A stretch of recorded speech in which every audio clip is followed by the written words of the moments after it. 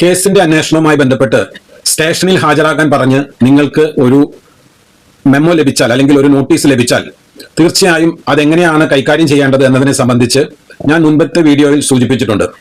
ഇനി നമ്മൾ സ്റ്റേഷനിൽ എത്തിക്കഴിഞ്ഞതിന് ശേഷം എന്തെല്ലാം കാര്യങ്ങളാണ് ശ്രദ്ധിക്കേണ്ടത് എന്നാണ് നാം ഇന്ന് പറയാൻ പോകുന്നത്. ഒന്നാമത്തേതായി, സ്റ്റേഷനിൽ എത്തിക്കഴിഞ്ഞാൽ നിങ്ങൾ അന്വേഷണവുമായി സഹകരിച്ചു അല്ലെങ്കിൽ നിങ്ങൾ സ്റ്റേഷനിൽ ചെന്നിരുന്നു എന്ന് കാണിക്കുന്നതിന് ആദ്യമായി തന്നെ സ്റ്റേഷൻ റെക്കോർഡുകളിൽ നിങ്ങളുടെ പേര് വരുവാൻ നിങ്ങൾ പരിശ്രമിക്കണം. അതായത് നിങ്ങൾക്കൊരു GD എൻട്രി, അതായത് ജനറൽ ഡയറിയുടെ ഒരു എൻട്രി കിട്ടുവാൻ നിങ്ങൾ സ്റ്റേഷൻ ഹൗസ് ഓഫീസറോട് പറയണം. അപ്പോഴാണ് നിങ്ങൾ അന്വേഷണ വിധേയമായി ആ സ്റ്റേഷനിൽ ചെന്നിരുന്നു എന്നുള്ളതിന് ഒരു പ്രൂഫ് ഉണ്ടാവുകയുള്ളൂ.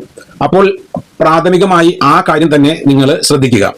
ഇനി രണ്ടാമതായി, നിങ്ങൾ സ്റ്റേഷനിൽ ചെന്നു, നോട്ടീസ് പ്രകാരം നിങ്ങളോട് ചോദ്യങ്ങൾ ചോദിക്കുമ്പോൾ നിങ്ങൾ വളരെ വിശാലമായി വളരെ വിപുലമായ രീതിയിലൊന്നും നിങ്ങൾ മറുപടി പറഞ്ഞുകൊള്ളണമെന്ന് നിർബന്ധമില്ല.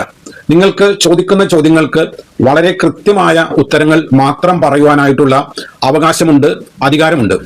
ഇനി ഏതെങ്കിലും സമയത്ത് ചോദ്യം ചെയ്തുകൊണ്ടിരിക്കുന്ന സമയത്ത് നിങ്ങൾക്ക് ഒരു വക്കീലുമായി സംസാരിക്കണമെന്ന് തോന്നിയാൽ തീർച്ചയായും ആ വിവരം നിങ്ങൾക്ക് SHOനോട് പറയാവുന്നതും ഒരു അഭിഭാഷകന്റെ സഹായം ചോദ്യം ചെയ്യലിന്റെ ഇന്റർവെല്ലുകളിൽ നേടിയെടുക്കുവാനും നിങ്ങൾക്ക് അവകാശമുണ്ട്.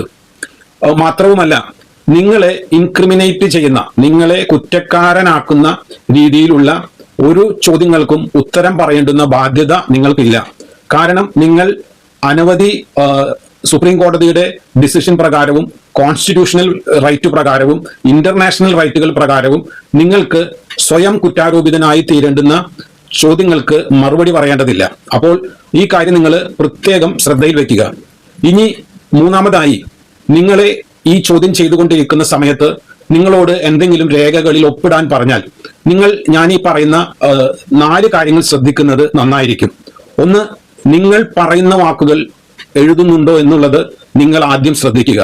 നിങ്ങൾ പറയുന്ന വാക്കുകളാണ് എഴുതുന്നത് എന്നുള്ളത് ആദ്യമേ നിങ്ങൾ ഉറപ്പുവരുത്തുക. രണ്ടാമതായി, ഈ സംഗതി നിങ്ങൾക്ക് വായിച്ച് കേൾപ്പിച്ച് തരാതെ നിങ്ങൾ അതിൽ ഒപ്പിട്ട് കൊടുക്കരുത്. കാരണം എന്താണോ നിങ്ങൾ പറഞ്ഞത് അത് അതുപോലെ തന്നെയല്ലേ പോലീസ് റെക്കോർഡ് ചെയ്തത് എന്ന് അറിഞ്ഞതിന് ശേഷം മാത്രമാണ് നിങ്ങൾ അതിൽ ഒപ്പിടാനായിട്ട് പാടുള്ളൂ. ഇനി അതിലേതെങ്കിലും തരത്തിലുള്ള കറക്ഷൻ ആവശ്യമുണ്ട് എന്ന് നിങ്ങൾക്ക് തോന്നിയാൽ തീർച്ചയായും നിങ്ങൾ അത് പോലീസ് ഉദ്യോഗസ്ഥനോട് പറയേണ്ടതാണ്. കാരണം തെറ്റായ സ്റ്റേറ്റ്മെന്റുകൾ കൊടുക്കേണ്ടുന്ന യാതൊരു ബാധ്യതയും അല്ലെങ്കിൽ ഇൻഫോർമേഷനും കൊടുക്കേണ്ടുന്ന യാതൊരു ബാധ്യതയും നിങ്ങൾക്കില്ല. ഇനി നാലാമതായി, ഈ 3 കാര്യങ്ങളും കഴിഞ്ഞാൽ നിങ്ങൾക്ക് SHOനോട് പറയാം